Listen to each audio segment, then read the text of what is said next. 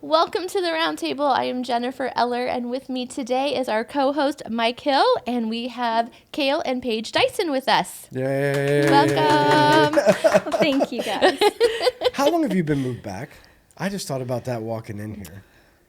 Early September. Okay, yeah. So 3 months. Yep.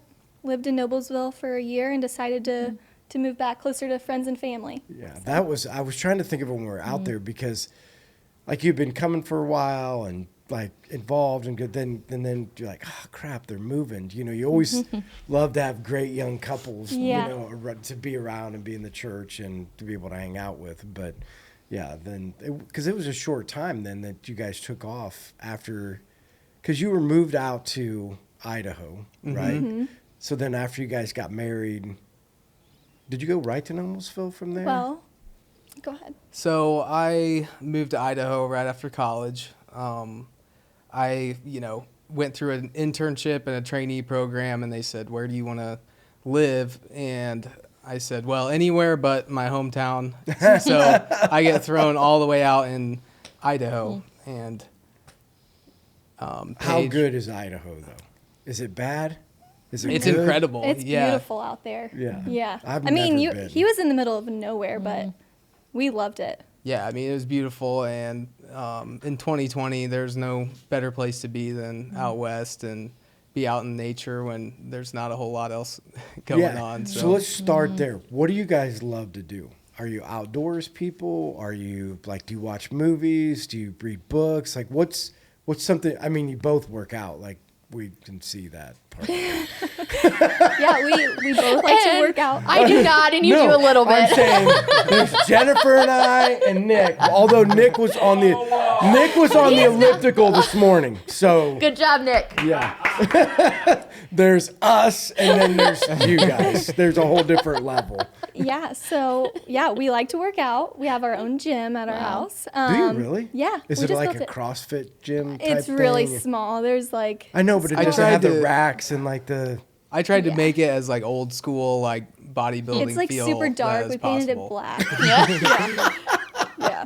That was the first thing we did to the house when Yes. we moved in. Was painted it? To put the old barn gym in? black. Yeah, it In was the my pig old barn. pig barn. In the pig barn. And Oh, now, you did? Yes, Yeah. and now he wants pigs. So what do we do? But Do you want pigs like you're going to be a 4-H'er again? Like those No, kind like of pigs? I don't know. I Just just for want to fun. have something set up so that if anyone, like I have the opportunity to help someone Oh, or got it. someone needs a place to, because not everyone has like an insulated heated barn Right. with all the different things that you need in February to have, a high level livestock. Yeah, because you were like serious 4-H'er, right? Like Yeah, you're kind of Very like the serious. peas.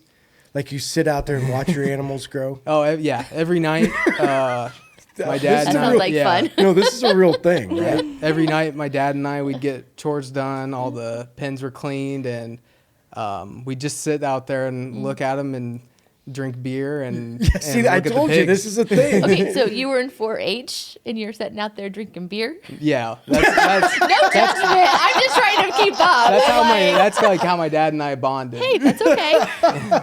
That's a cool memory. I love Yeah. that. So out gym. What else? What else you guys love to do? we picked up playing tennis last summer. Really? We really enjoy that. Yeah. Yeah. Are you good? No. No. We're really no, bad. not really. We're Like, really do you bad. launch them like over the fence? I do. Yeah. Yeah, that's me. Yeah. Like everybody's like, you just got to turn your wrist. I'm like, turning that wrist ain't working. Yeah. That ball's going like a home run. Out Yeah, of the so park. we try to play tennis. Mm-hmm. We just started hiking. Like, we like hiking now. Yeah. We planned a trip to Sedona a few months ago Awesome. and Have went you been? hiking. No, we never really did hiking or any of that Okay. thing. We just but we were randomly- just looking for something new to try and Okay. just absolutely loved it. Yeah. So you're gonna go to Sedona and hike out there?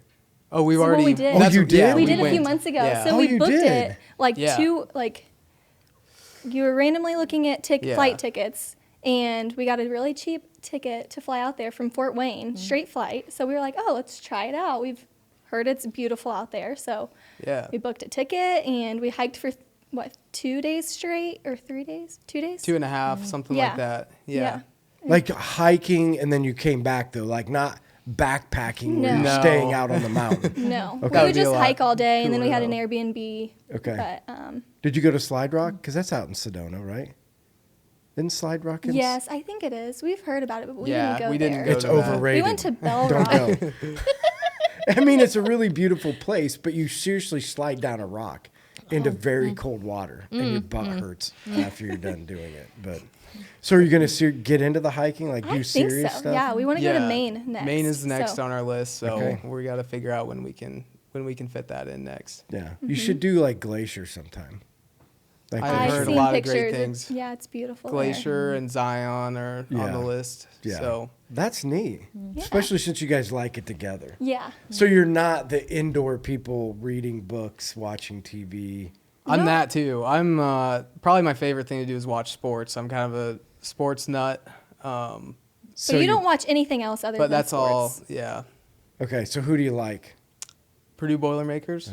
A basketball, football fan. So I don't know what it is, but for some reason I paid them all my tuition money. Oh, you went to Purdue. And so that makes now sense. I continue to plan my schedule around 19-year-olds playing a game, but it's And so you watch Purdue football too? yeah. Oh wow. I do. Okay. That's about as bad as Indiana football. It is. Yeah. But not quite as bad as we that's found true. out. That's this year. true. Yeah, thank you for reminding us. that Indiana continues to get beat all the time, and yeah. So, what about professional sports? Do you like any, like you NFL? Yeah, I'm like an NFL junkie, so I don't really have a lot of like I watch all the games. Like I So can you're a sit there. fantasy guy? Yeah, Yes. Okay. Is your Yep. fantasy team winning? I'm in the playoffs. Yeah, so me that's too. all you need. He won is- last year. Yeah, Okay. yeah. So Are you doing it too? No. You're not into it? No. Okay. No. I'll pretend like I'm watching sometimes. She Football, likes to but- take naps when I watch football. Okay. Yeah, but you don't have a favorite team. The Philadelphia Eagles have been my favorite team since I was little. I also like the Colts. Okay. But those are the two teams I really. And you follow. don't have a favorite? The Eagles and the Colts. She likes That's it a when good I'm happy. wife. There you go. No, that's a great wife. Yeah, you just that is good. Okay, so any books, any favorite movies? Do you have a favorite movie? I don't have a favorite movie. I don't. I don't watch movies. I picked up reading books a Okay. couple years ago. Not like every day I read. No, but like right, but do you- probably every week I probably read 3 or 4 nights a week. Okay. So you're actually reading and not listening. Yes. Yeah. Yeah, the paperback or hardcover paper. We just always bring it up because I listen to all my books, and Jennifer said it's not really reading. So It's not. Not really. it's It's funny, how I is thought- it not? That's the thing I can't figure out. It It's is- not reading. It's Huh? listening. It's a book, but yeah, you're listening to it. I actually thought about that this morning. That is really weird, but What, did you listen to books? know that you listen to books. I don't know Why? what. I don't know. Oh, I mean, I I think it was just listen a to random probably- thought, and you're I talking listen about to it. so many of them. That's the greatest thing is you can get through so many. Yeah. You know, I think so- I would enjoy that. I don't really like reading, but I'm still trying to get into it. Do you travel at all? Like to your job or anything you're doing? Yeah. So I work in Carmel. So Oh, I drive wow. about an hour and 15 minutes So you can once or listen twice to a a week. book Yes. all the way down and all the way back.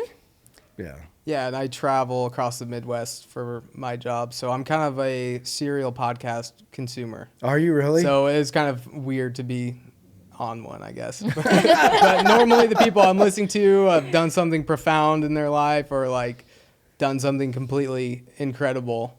Do you have a favorite podcast other than the Round Table? Uh, We just put that little self plug in there for us.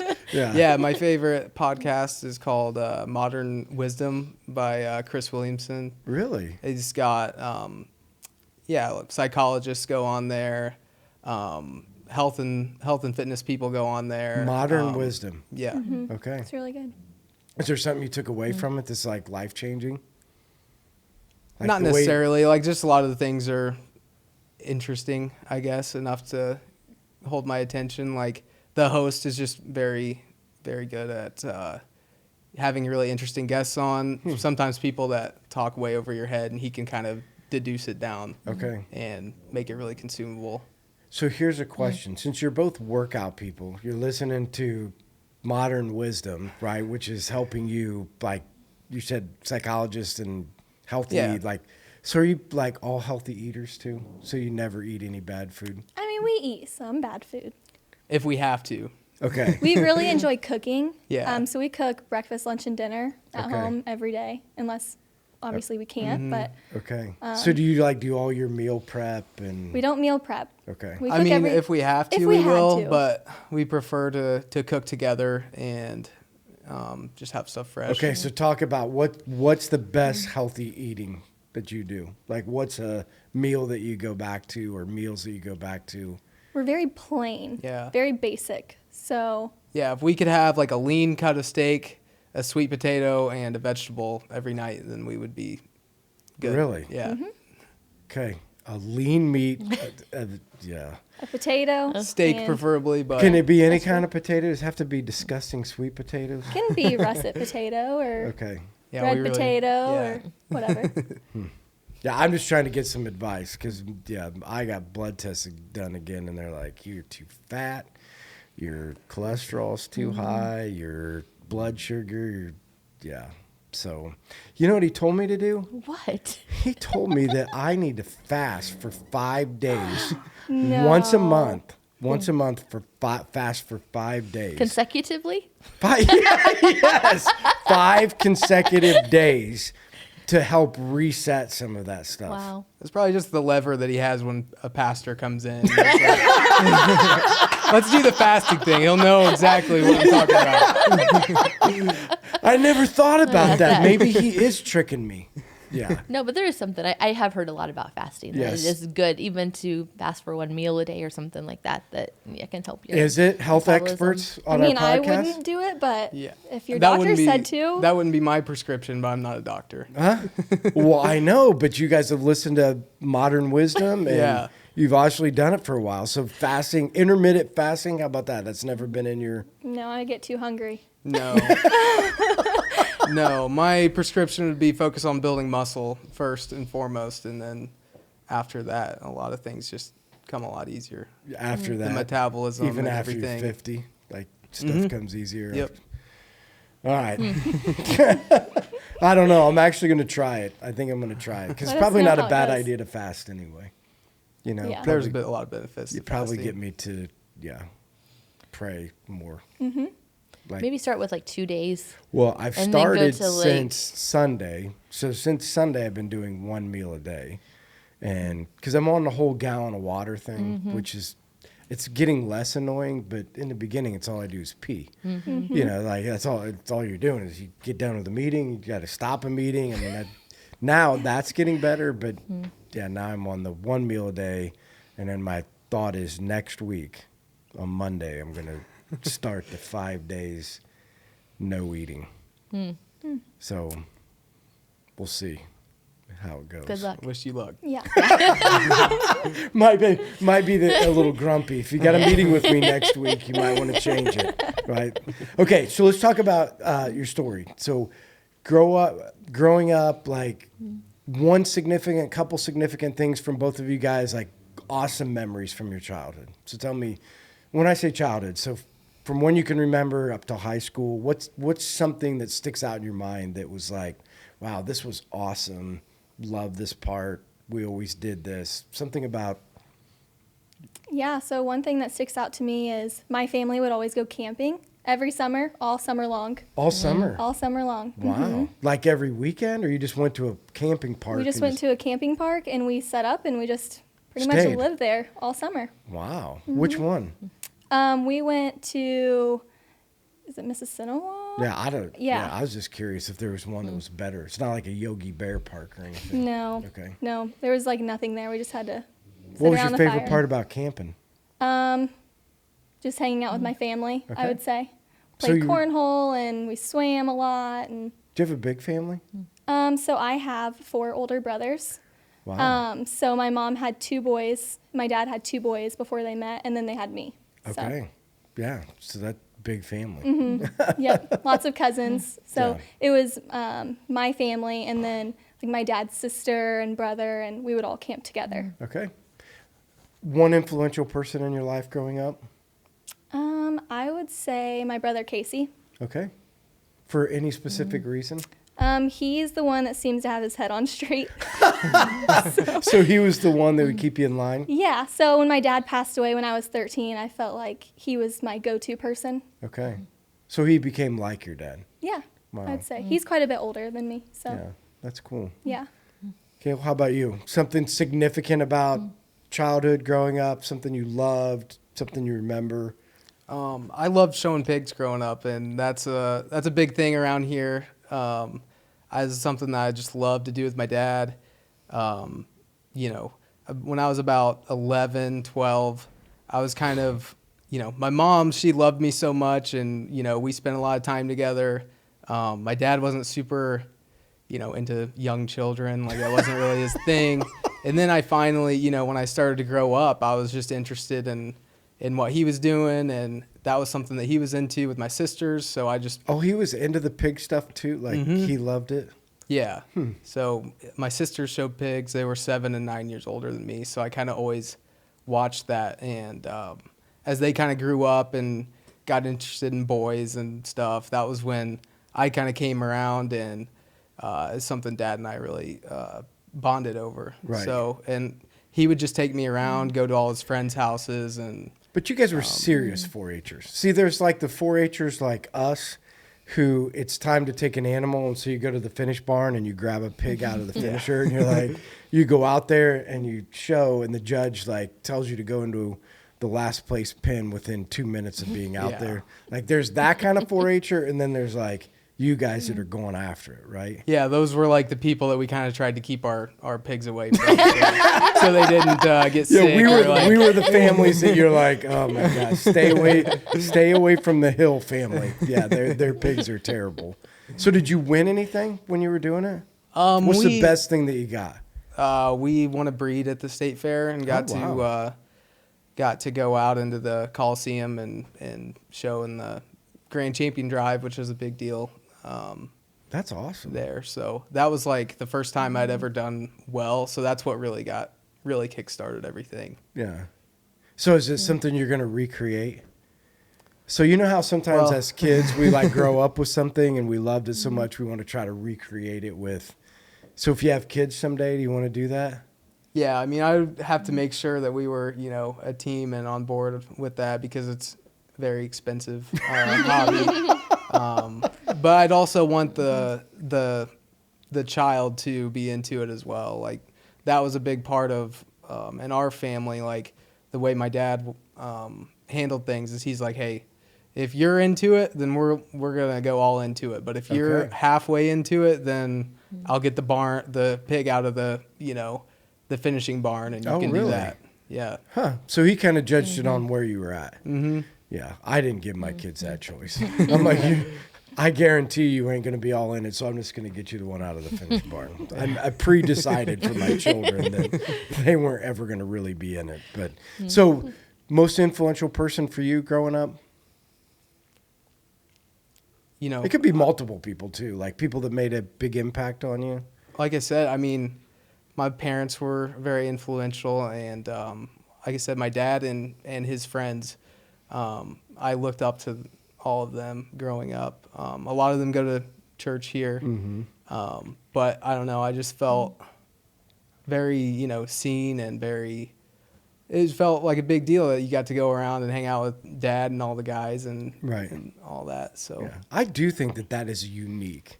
Over there, like different than probably anywhere I've been. There is a group of those Wabash guys that are just like, you don't see that anywhere else.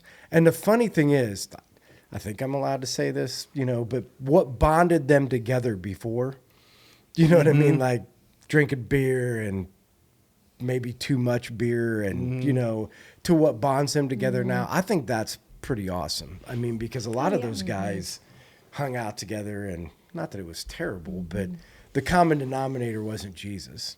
yeah, You know what I mean? Where now a lot of those same guys, the common denominator of hanging out's Jesus.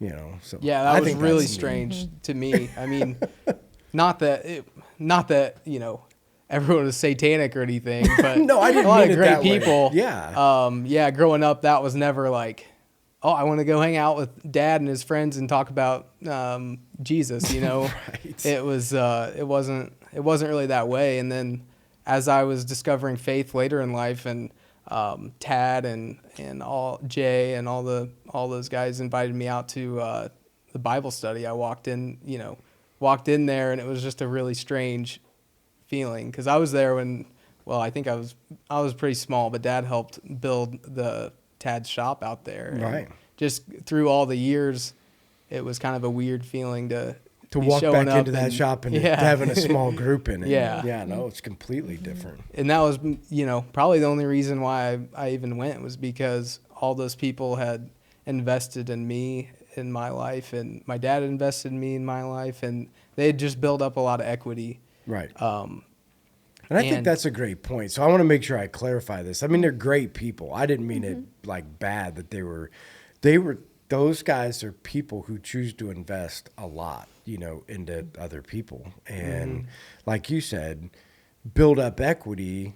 And I don't even think at the time they're thinking, oh, I'm going to go build up this equity so someday I can share Jesus. Like, I just think there was something in them. They'd just be like, I think I need to invest into the younger generation. And I think we need to care about them and, help them out. And then later on in life, that equity comes back, for those opportunities. Sorry, I'm going to sneeze. Oh, my God. Okay, so let's talk about growing up. So Paige, talk about growing up. Grow up in a church, not in a church, because both of you today, giving your life to Christ, both been baptized, right? Because you guys both got baptized in Noblesville, didn't you? We did. Yeah, We did. that's Yeah. In January. Yeah, that's so cool. But anyway, so living out your faith, going down that road. But tell us, is that how you grew up? How did that story go for you? Yeah, so I didn't grow up in a church at all. I don't think my family ever went to church together. I don't have any memory of that. Like I said, my dad passed away when I was 13. My mom tried going to church. How was that? I say how was that? But I mean, how much did that influence your life at the time? A lot. Yeah. I kind of sheltered myself for a while once my Okay. dad passed away. I didn't really talk to anyone, I was kind of, looking back now, I realized I was probably a little depressed. I would go to school, come home, and just sit in my room all day. Luckily, I had a lot of friends that would come over to my house and, try to hang out with me and stuff. But, it was really hard. Right. I feel like I've kind of blocked a lot of that memory out, Yeah. though, because I have a hard time remembering that time in my life. Right. It was really hard. My mom, she pretty much was a stay-at-home mom, and then my dad passed away, and we lost our house, and she was a bartender, started bartending, so I didn't get to see a lot of her, so I was home quite a bit by myself at that age. And then, like I said, she wanted to go to church, but we never ended up going. She would take me to kids groups and stuff and drop me off, but I didn't really like that because we weren't doing it together. And I didn't really know anyone. I felt very weird about it. So my faith didn't really start growing until, like I said, Cale's dad passed away. I feel like our journey kind of started together. How did you guys meet? I guess we never got into that. So you guys high school sweethearts? Yeah, we Middle started, school sweethearts, Yeah, elementary so school? Middle I'm- school for her. Because there's a lot of difference in age? 2 years. Okay. Oh, Yeah, so we started dating when I was 14. Yeah. Yeah, I was you're 16. 16. So I was going into my freshman year of high school. Wow. So been That through is- a lot together. Yeah, that's cool. Yeah. That Yeah. you've been together that long. Yeah. Yeah, and I mean, she came and my family kind of welcomed her in. And Yeah, his she's dad was been- really special to me because I felt like he kind of filled a void in my heart. So I Right. kind of looked at him as my dad too, Right. Yeah, so talk about your journey, Cale. Yeah, so I grew up and both my parents were believers. It wasn't something that was ever really talked about in our house. Mom would always try to get me to go to church. Dad didn't go to church and wasn't really interested, which I kind of was like, well, if Dad's not going to church, why would I want to go to church? I want to, I want to hang out with Dad, Right. and not that I don't mean to say that as he was being a bad influence or anything. Oh, but no, it just no. was a season that he was away from the church, I guess. Right. So I was just really never really interested. Like I said, my mom would take me a few times. I didn't really feel like I fit in with the kids in the kids groups and things, and I would, I wanted to be the cool kid, and the cool, you don't think that the cool kids are the kids that are in going to church groups. I was more interested in the more rebellious things, and my two older sisters both turned out perfectly. They were both like top 10 in their class. One, they were both believers. One literally said the prayer at her graduation commencement. Okay. And then I come around, and I was just wanting to be the opposite of everything that, just that opposite of that path. It just wasn't very enticing to me. Right. And I think I attribute a lot of that to just, I think I was worshiping things of the world. So I was super into sports. I loved football. I loved showing animals as I got older. I loved drinking. And all those things were really distractions for me. Right. And did you, like, in this process, because I'm trying to put your story and your dad's story a little bit together, because, I mean, I don't remember what the time frame was, but, I mean, your dad had been away from the church for a while, right? And then he gets involved, but I mean, like, at least listening from Tad's perspective, Yeah. I just got to know your dad, but from Tad's perspective, is like, wow, like, this is a big switch. Yeah. For your dad. I mean, it wasn't even something that we talked about, and we talked about everything. And it just really never came up. It wasn't a part of our lives as a family. And I guess as far as you mentioning him coming to church here, I moved off to college, and when they had been empty nesters, that was kind of around the time period that mom and dad started coming here. Okay. So I was kind of off in my own world, Right. chasing all the things of college and everything a large campus has to offer. Right.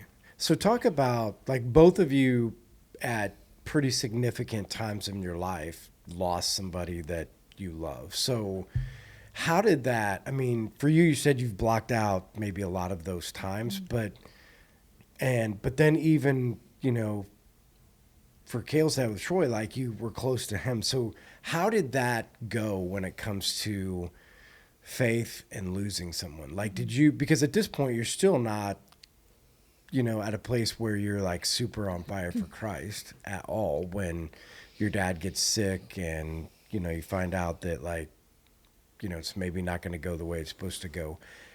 That have any effect on, like, did you ever get mad? Did you ever wonder why? Like, in all of those, did those things ever go through your head? I'm just wondering how you process the whole losing someone in your life that you love. Can I take this one? Yep, you can. I knew you were wanting to, so go ahead. So when I graduated college, like I said, I moved off to Idaho, and I wanted to be anywhere but my hometown. I was like, get me out of here. I'm gonna go do something awesome with my life, or whatever that meant. Right. As an And 18-year-old. there ain't nothing awesome happening in Wabash. Yeah, right? exactly. Right. Exactly. And so I had it all. I wanted to go out there, climb the corporate ladder, maybe come back and visit 2 or 3 times a year, especially the lake house. But I kind of had that all mapped out, and then when Dad got sick, it kind of really rocked my world, because he gets sick, and I get there the night before he passes, and then he passes away, and that same day I got a phone call that I didn't answer because I had my phone off because I didn't want to talk to anybody. It was actually my old boss who his wife then calls Paige and says, hey, we got a job opening within the same company for what you want to do. Right in Wabash. Yeah, it's in Wabash, Indiana. And they didn't even know I was from Wabash, Indiana. Really? So my mom was really struggling at the time. I was really struggling at the time. Didn't really know what to make of the whole situation. So I said, yeah, I'll take it. I'll move back. I moved back that January and lived back with Mom in my childhood home. Right, right. And that was where, everything changed for me, because I had all these plans and dreams for my life. And then, I'm 19, 20 years old, or no, 22 years old. Right. And I'm in my childhood bedroom and nothing makes sense. Right. So yeah. So can you talk? I mean, I don't know how much you want to elaborate on that, but I mean, the whole, because whether it's through the loss of a parent or something else going on in a person's life, there is this sense of confusion, right? For a lot of young people on, I had a plan. This isn't where I wanted to be. This isn't how things are. So can you talk through how you worked through some of that confusion, who helped you walk through? I'm sure Paige was a part of, helping through some of that process, how you guys did it together as a team. Yeah, and I guess one part I didn't want to leave out was that a couple of weeks before Dad got put on hospice, I had flown back just to spend some time, and Dad was in the hospital, and that was our last coherent conversation together. So he, could still completely carry on a conversation. We talked for an hour and a half, and towards the end, he's like, "Hey, I just want you to know." Like, I was telling him, I was like, just where I was at, just pouring it all out there. We talked about everything, and he's like, "I'm not worried about where I'm going." He's like, "What I'm worried about is you." And Whoa. he's like, I was like, "What do you mean?" And he's like, "You don't know Jesus," and he's like, "That's what I'm worried about." He's like, not worried about myself. Wow. And I made a promise. I said, I'm not going to guarantee you that, this is the road I'm going to go down, but I promised him that I would give it a chance. That right there, that's just so, for a couple different reasons. One, what I would think, you're a thinker. In my mind, that's how I envision you. You're a person that's not just going to be like, "Oh yeah, Dad, you don't think I know Jesus? I'll see you again." You're serious. I'm going to think about it. It's not just going to be like, "Oh, I'm just going to start going to church," because you're processing some of those things, in your life. And is that part of what led to the confusion too? Yeah, You're at a place where your dad's saying, "Hey," I'm going to read into it, but what I hear? This is one of your most influential people, somebody you spent all this time with, and his last words to you are like, "I might not see you again." Yeah. I'm going to the right place, and great job, Troy. That takes some courage to sit there and look your kids in the eyes and say, some of your last words are going to be like, "Hey, I love you, but you might not be in the right place." Yeah, that was the first time we'd ever talked about faith. Oh, So yeah, amazing. Yeah. So yeah, I'm a very introspective person, probably to a fault, but and a lot of that goes back to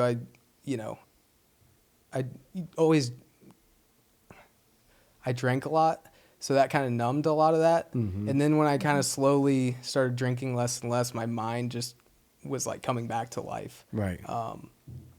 Which is part of the reason why I don't drink often anymore. But that really was just a time period where I just had to spend a lot of time with myself. I had to spend a lot of time. So, So can Mom you was talk- watching oh, church. sorry. Oh no, No, go Mom ahead. would watch church online because she didn't want to be Yeah. in public. Didn't want to have to deal with people. So I started watching with her, kind of okay, I'm giving it a try. And for a while, it just wasn't quite sticking. I had, all the all the normal things that, like, you know, there's different cultures and different people, and they all kind of think differently. Why, you know, is this the exact way to think about that? I don't know. I had what makes it right. Yeah, every different thing. And I was just going along my journey and, you know, reading a lot of self-help books and different things, and nothing was helping, and I was just getting more anxious and more depressed. And then I finally I go back into my, you know, I finally just go back into my childhood bedroom again, and opened up Matthew chapter 1 and started reading, and it, you know, read through each gospel 3 or 4 times, and within that same week I was on my knees and in that same bedroom, and I was reborn that day. Wow. That's just awesome. So talk about in the journey. So you get to the place where you make a decision for Christ, right? And you guys are on this journey together. Can you talk about some of the things that you worked through? Like, what are some things that needed to be cleared up? And that, I don't only say this because there are people out there that are watching and listening that might not be at a place where maybe they're still asking questions, right? Still navigating or processing. Can you talk through maybe some of the stuff that you had to get to the place of like, okay, I'm going to surrender my life? And that's for either one of you guys. Is that a confusing question? No, that. Do you Go want ahead. Go ahead. Sorry, I've No, been go all ahead. talking. I think for me, I never really understood that I needed a savior. Like, I didn't know what I needed saved from. I didn't understand, like, I don't know how to say it, but, you know, don't go to hell that didn't compel me in any way, because I'd never thought about death. I had never thought about, you know, anything but what was right in front of me. Right. And part of it too, I kind of keep saying this, but when I kind of quit drinking and cleared up my head, you know, you realize how messed up you are, and how just like you've gone off the path. Like, where am I heading, you know? Right. And just reading through scriptures, and as I was kind of figuring things out, I was like, I'm not, you know, I haven't lived my life according to this. And I was like, whether this is, you know, where I need to give my life to or not, I know that, you know, these are practical. I was an agnostic, I guess. So I knew that the Bible was like good, practical teachings. Yeah, it's a good, another self-help book. Right. Yeah, just an ancient one. Right. I don't even know if I answered your question, but those are just some of the thoughts that.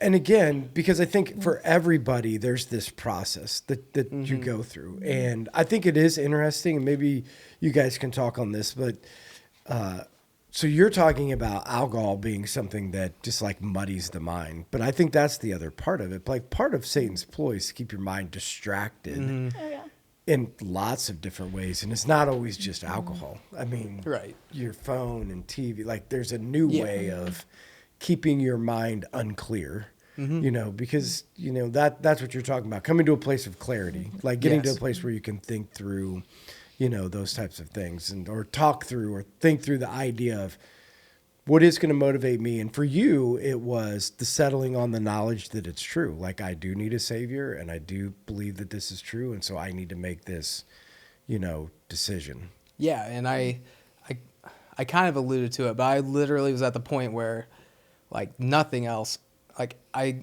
tried everything else, like nothing was working. And I was just kind of like, like, Jesus, you have me, like, this is my last.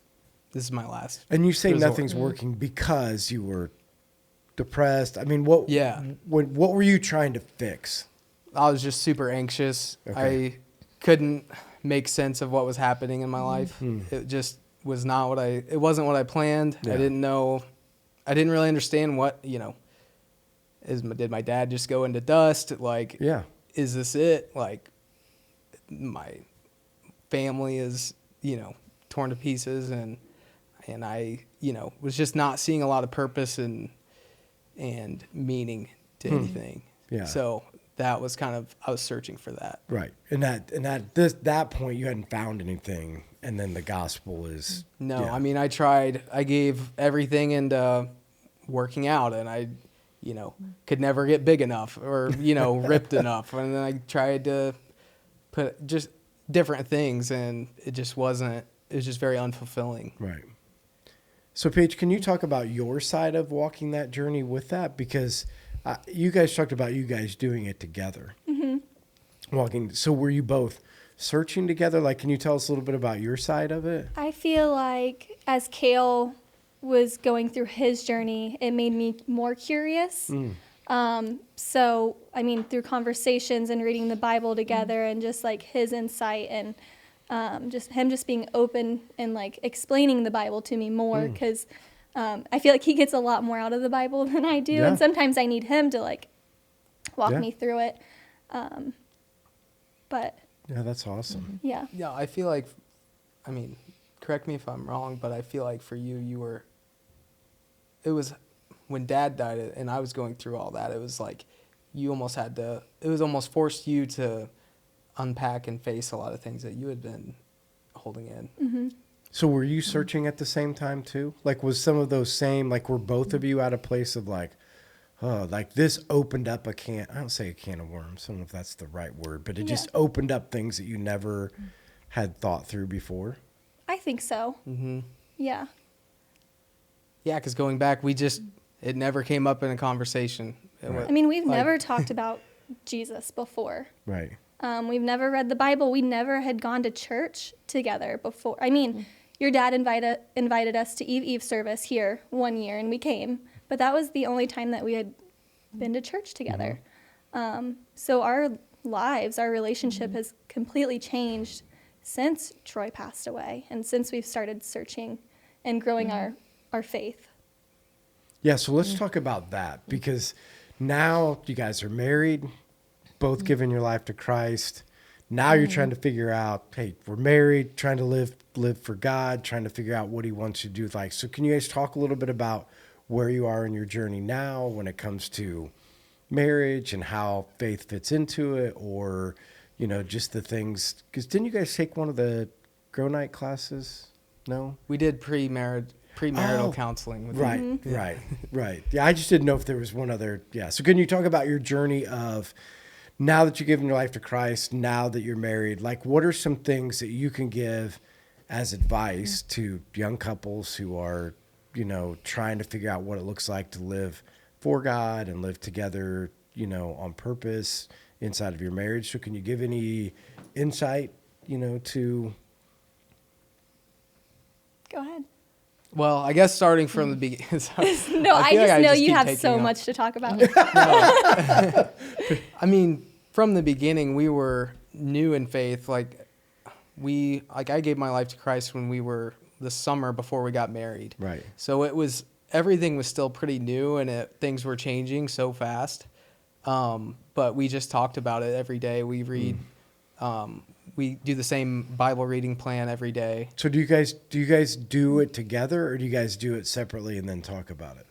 We do it separately and then talk about it. Okay. I feel like we find ourselves every night at dinner talking about Jesus or Yeah. what we read or Two things we talk about the most are, when we die, and about our death, and about whatever we're kind of gnawing on, Right. whether it be theologically or just in life. Right. So is that something that you guys do intentionally, or is it just something that comes up? I feel like it just comes up.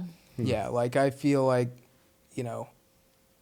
one of the things I was struggling with at first was I gave my life to Christ. I have to I have to hear from him every day. And what do I do next? Do I need to go, get on a plane and go to some, third world country? Right. I don't know. What Right. am I supposed to do? And it just started with okay. And this was something that some people had helped me with at the church in Noblesville. They're like, well, how about you start with your marriage? Oh. And so that's kind of was my idea, was we'll start here, and make Jesus the center of our marriage. And since we've been going through a lot of this together, we've had some of the same questions. We've been at a similar place in our journey, and it's really helped us as we walk through that. But I don't feel like anything that we do is like, well, I think we should be doing this. The only thing was we started praying every day together, and that was like, So it took actually, a while. you're together and you pray, like pray like together out Really? loud, and it was like Yeah. the most awkward, It was weird so thing awkward. when it started. Yeah. Well, yeah. Do you mind if we talk about like when that started? Like one night, Go ahead. there was a night that Cale was just struggling, and he had a panic attack, and I was freaking out because I had never seen him have that before, and he was just like, "Can you pray for me?"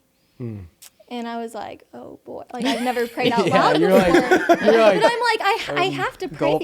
pray for him, and I have to pray with him. So I just prayed, and then ever since, we pray together every single day. That is Yeah. awesome. It was just so awkward at first. I mean, going to church was awkward at first. I mean, because Yeah. I don't know. It was just the weirdest thing, saying a prayer out loud Right. to, someone that's not with like physically there. Right. And I had always looked at those people as like, they're just trying to sound, fancy, and they want donations or whatever. But yeah, those people that want my money, those suckers. but now praying is just part of our routine, and if we don't pray together every single day, it feels like our day's not complete. Wow. At least on my end, that's how I feel. Yeah, and it's funny because it's like Jesus literally came and did everything Jesus did, and it was weird for us to pray. Like, Yeah. are you like? No, it was I know, ridiculous but to I me. think this, but I think there's this reality. Like we think sometimes in the Christian world, everything's just natural, right? Like you grew up around it and you saw people doing it all the time. And so it's just going to naturally go into your marriage and just naturally go into your life, but it just doesn't, those things don't just naturally happen, So I think it's cool that you guys have developed something that you can do together, right? With that. So when you do it, like, do you decide like, hey, we're going to pray for certain people, or is it just like, hey, whatever randomly? Whatever's on our heart. We take turns every day. One of us will pray. Wow. Yeah. So if you guys were going to give some advice, because we're getting close to, if you can imagine, we're almost to an hour already. So if you guys could give some advice to people that are searching, first of all, so people that didn't grow up around it, or people that were at a place that they're exploring faith, could you give some advice to them on where to go, what to look for, how to help them in their search? Like some things that helped you? Surrounding yourself with people that have faith and that are genuine. I think For that's me- good. That concept right there, I'd never even thought about that part of it. I was, but the idea that if you're searching, find the people that have found it, right? Like be around those people. For me, I think the thing that was the most helpful for me was just like put away all like distractions. Anything that's clouding your mind, and whatever you need to do to get to that place, and literally just open Matthew chapter 1 and be open and willing to hear what it has to say to you, because it's a profound story, and one that, it's funny because I would when I was kind of searching, I would be in men's group or church or whatever, and you know how when you're giving a message, you'll say, "Now we can all at least agree on this, right?" Like You're like, "No, I don't and I would agree." be like looking around, like, no idea what he's talking about, but Yeah. maybe I should. But yeah, just to give let the gospel, just give the gospel a chance, and I think that's how God really wants to speak to us. But I think the hard part is getting to that place where your mind is not clouded, you are completely open, and just to that point where you're willing to give it a chance, because the distractions are just endless. Yeah. So can you talk about individually and maybe collectively as we end up like how do you want God to use you moving forward? I mean, you're a great young couple that, I mean, got a lot going for you. I mean, do you have any specific ways where you're saying like, God, hope you can use me in this way, or maybe to you guys together as a couple? I hope that we can just reach more couples or people our age that are searching, maybe a little confused, but I just hope that our story can help them in some way. Yeah, good. Yeah, I just think that. Sorry, can you repeat the Yeah, question? so whether it's you individually, because the idea always is we're trying to, you said it earlier, like we're trying to hear what God wants. You know, you were like, hey, I'm afraid he might put me on a plane and ship me over to wherever, right? But we're always trying to hear what God has to say so that we can be an influence. So whether it's you individually or whether it's you guys collectively as a couple. And so Paige was saying like you guys as example hopefully will be an example to other couples, which will give them a chance. And because you're going to have the influence in that generation to invite them to church, to invite them to men's group or women's group, whatever that is. So I got my train of thought back. Okay. But that make kind of the season of life that we're in. So we just moved back here from Noblesville and a few months ago.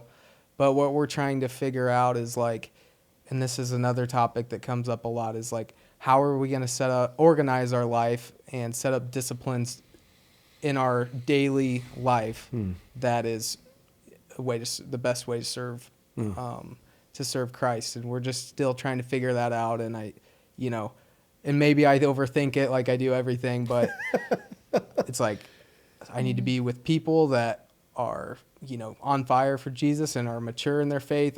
But I also need to be with people that don't know Jesus, and I need to be with people that need encouragement. And like, how do I get the right balance of all these people in my life and still pour into my wife? And just how is this all gonna work for me and us? And that's where we're at right now. Yeah, and I think that's probably where does it stop? I mean, Jennifer, we've had this discussion all the time. Like, ministry never stops, right? So you're trying to figure out where you invest yourself wouldn't you agree? Yeah, it's really difficult. So, but yeah, you guys have a lot going for you. So I think you'll do well trying to figure that balance out. All right. So any last words of wisdom before we sign off? Eat well, work out, love Jesus, and reach people. Yeah, Yep. that's good. Yep. You got it. Summing it all up. All right, Jennifer, you want to? Yeah. Well, I just want to tell them I just really enjoyed meeting you both today and your story and just, where you're at as a young couple. It's encouraging. So just keep doing what you're doing because I think you're wise beyond your years. I think a lot of people need to surround themselves with you both because I think you could change a lot in this world. So yeah, you spoke to my heart today. So I just Yeah, when I told him last night, at the men's group, I'm like that they were going to be on because that's the first thing that I thought of when I saw their name on the list. I'm like, you guys' story. And not only your story, your passion to continually figure it out. I think you guys are going to change the world. Yeah, Like, for sure. I think that, and again, I'm not even saying it has to be this huge, profound thing. I just think your approach, the way that you guys have approached this process and the transformation that God has had, and then, I think you have great influence. I mean, I think you guys are influencers. I think you have. Yeah, I just think you have great opportunities. And it did. I thought the same thing. Just gives me hope for the younger generation because it's hard to find young people on fire and passionate and wanting to head in that direction. So I'm super proud of you. I think it's awesome. Yeah. Well, thank you. for We've sure. been praying for an opportunity to share our story and to be more bold in our faith, and we definitely appreciated the invitation to come on here. Yeah, I love it. It's great. All right, Yep. you want to send us out, Jennifer? So if you're not part of our podcast community, you can text the word podcast to 260-408-8383. And if I do what I'm supposed to be doing, I'll let you know when the podcast drops. I'm kind of a slacker. But anyways, I have good intentions anyways.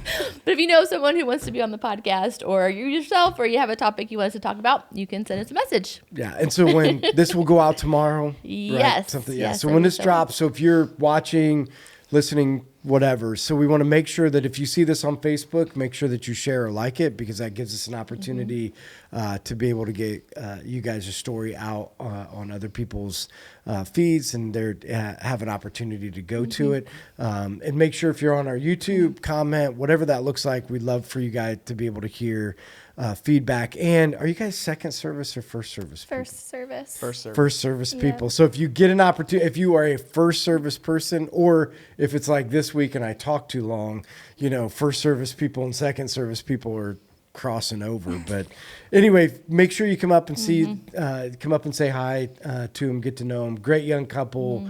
And we're just like super excited on what God's going to do. So again, thanks everybody for joining us, and we'll see you guys next week. Bye.